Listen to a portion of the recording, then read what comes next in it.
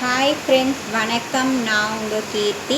காலையிலேருந்து சோஷியல் மீடியாவில் ஒரு விஷயம் வைரலாக போயிட்டுருக்குங்க. அதான் நம்ம எதிர்க்கட்சி தலைவர் உதயநிதி ஸ்டாலினை அரெஸ்ட் பண்ண விஷயந்தான். தஞ்சாவூருக்கு போனவர் போன விஷயத்தை மட்டும் பேசாமல் எதுக்காக தேவையில்லாத விஷயத்தெல்லாம் பேசினார்? அங்கே போய் டபுள் மீனிங்கில் பேசியிருந்திருக்காரு. எதுக்காக த்ரிஷாவை இழுக்கணும்? முதல்வர் விஜய் அவர்களை எதுக்காக தப்பாக பேசணும்? அப்படி பார்த்தா நாம் முதல்ல யோகியமாக இருந்தால் இதை பற்றி பேசலாம். நாமளே யோகியம் கிடையாது. அடிக்கடிக்கு துபாய்க்கு போகிறாரு திரு உதயநிதி ஸ்டாலின் அவர்கள். நமக்கு தெரியும். துபாய்க்கு யாரை பார்க்க போகிறாரு, எதுக்காக போகிறாருன்னு முதல்ல பதில் சொல்லுங்கள்.